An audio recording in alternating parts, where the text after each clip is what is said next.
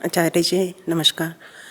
आचार्य जी, जब भी हम किसी स्पिरिचुअलिटी को मानने लगते हैं या अच्छी चीज़ों को सुनने लगते हैं, तो जो सगे संबंधी होते हैं या समाज होता है, उसकी एक्सपेक्टेशन ऐसी हो जाती है कि हम मतलब कि साधु के सारे गुण हम में आ जाएंगे, हम एक इंसान नहीं रहे हैं। घर परिवार में ये आशा बन जाती है कि हम कोई रिएक्शन ना दें किसी चीज़ पे, गलत को गलत कहने की हिम्मत ना रखें।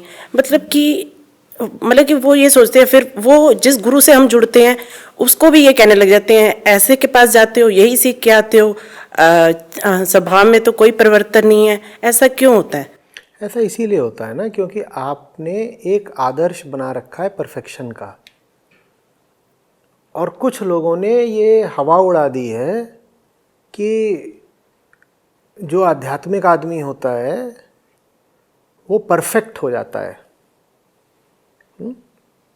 उसी परफेक्शन के लिए आपने फिर नाम दे दिया है एनलाइटनमेंट, कि एक बार वो हो गया तो अब तो आप पूर्ण हो गए, परफेक्ट हो गए, पूर्णतया निर्दोष हो गए, पूर्णतया निर्विकार हो गए।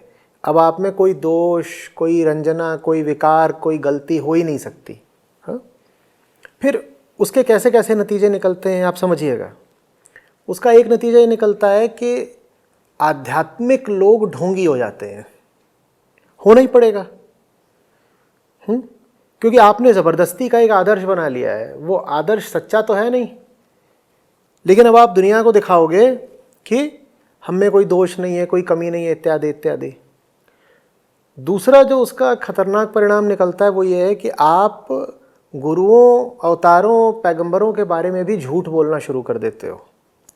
आप कहते हो ये तो आदर्श लोग थे, पूर्णतया परफेक्ट, तो इनके जीवन में तो कोई तथाकथित गलती होनी नहीं चाहिए। अब गलती की आपकी जो भी परिभाषा हो, तो आपकी परिभाषा की जो भी गलती है जब आपको उनके जीवन में दिखाई दे जाती है तो आप उसे छुपाने की कोशिश करने लग जाते हो। आप क्या सोचते हो कि इतने जो आज तक के मुक्त पुरुष हुए हैं, इनकी आपको जो जीवनियाँ बताई जाती हैं ये पूरी है? बिल्कुल भी नहीं। उसमें से बस वही आपको बताया जाता है जो आपके सिद्धांतों और आदर्शों के अनुकूल होगा। बाकी वो सारी बातें जहाँ उन लोगों का मानवीय पक्ष सामने आएगा, जहाँ दिखाई देगा कि उनमें भी कितने दोष थे, कितने विकार थे, कि वो बिल्कुल आप ही के जैसे थे, वो सारी बातें छुपा दी जाती हैं। और वो बातें अगर कभी सामने लाओ तो उस धर्म या उस मत के लोग एकदम नाराज़ हो जाते हैं। वो कहते हैं ये तो हमारे सिद्ध पुरुष हैं, इनके बारे में इस तरह की बातें सामने मत लाओ। समझ में आ रही बात? ये सब कुछ आप अगर गौर करेंगे तो आपको पता चलेगा एक मिथ के कारण हुआ है, जिसका नाम है एनलाइटनमेंट। तो कहते हैं कि जब वो हो गया उसके बाद बंदा एकदम 100% हो जाता है, बल्कि 101% हो जाता है। अब उसमें कहीं कोई कमी नहीं, कोई खोट नहीं, अब वो बिल्कुल।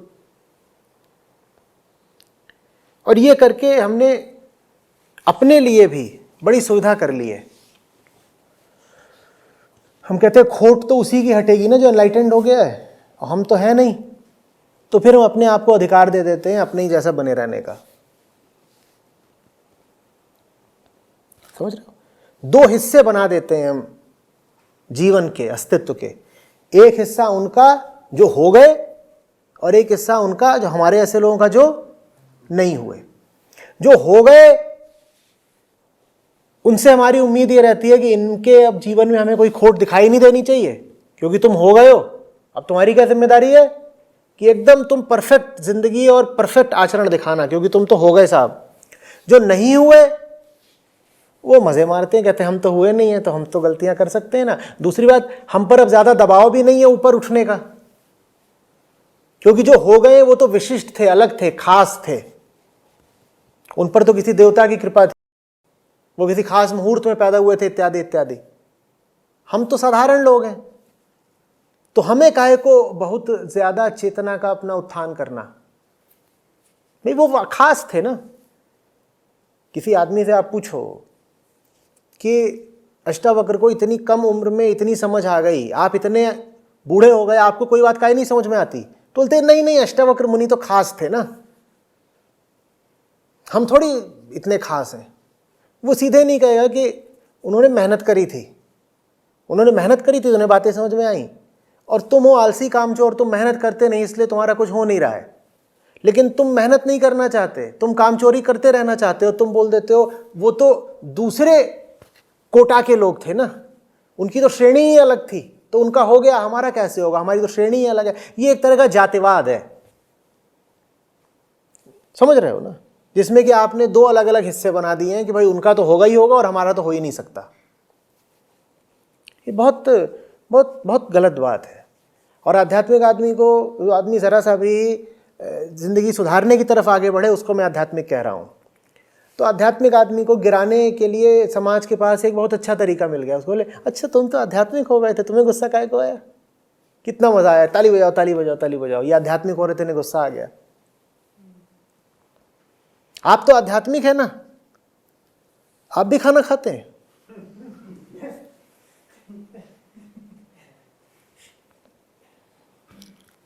शिविरों में लड़के आ गए, अब लड़के तो लड़के, उन्होंने सवाल पूछ लिया 2-3 बार कि गुरुजी हम पॉर्न बहुत देखते हैं, मैं लत लगी हुई है, कैसे छूटे।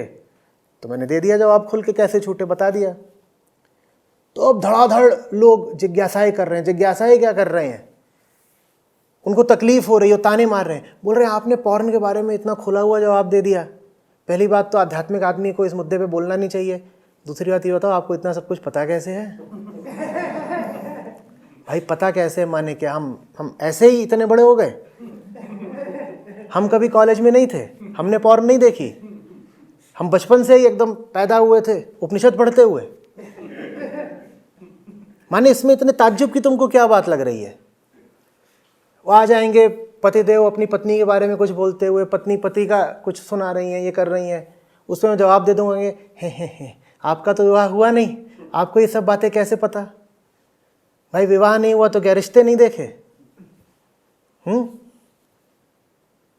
मतलब समझ में ही नहीं आता कि आध्यात्मिक आदमी हो तो तुम्हें ये सब पता भी क्यों है? आध्यात्मिक आदमी को क्या समझ रखा है, वो क्या करता है? वो दिन भर बस ऐसे ऊपर को सर करके ओम ऐसे करता रहता है। आध्यात्मिक आदमी का मतलब है जो इस संसार से, संसारी से भी ज्यादा परिचित है। संसारी की परिभाषा जानते हैं, जो संसार में रहता है लेकिन संसार को जानता नहीं।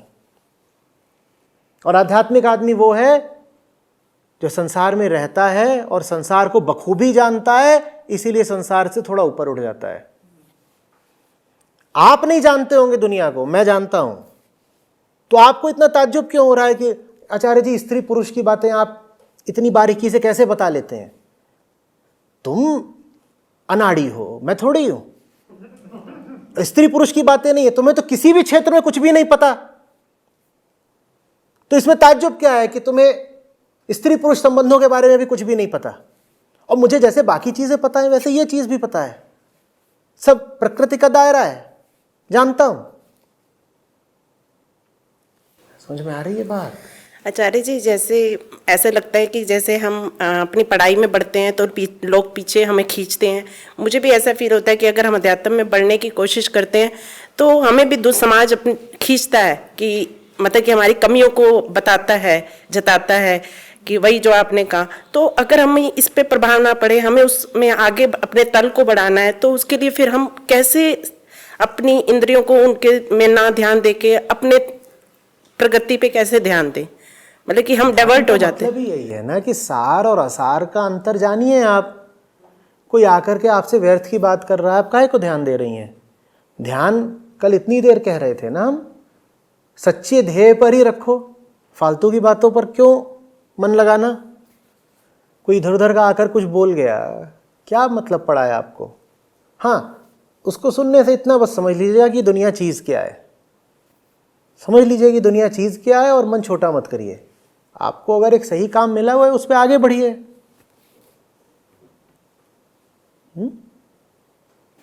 तो इतना स्ट्रोंग अपने को कैसे बनाएं कि उनका प्रभाव ना स्ट्रॉन्ग पड़े? नहीं बनाना होता, प्यार जगाना होता है।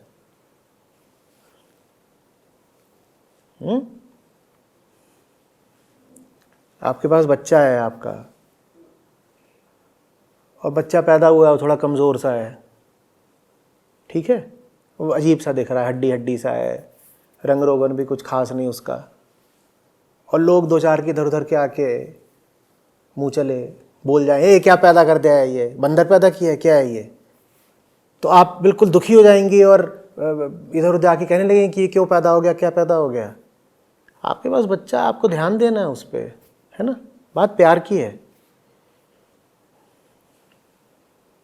जब प्रेम होता है तो फिर इंसान के पास जगह ही नहीं रह जाती लोगों की तानों की, फप्तियों की, खास तौर पे अनाड़ियों, अज्ञानियों की बातों की परवाह करने की।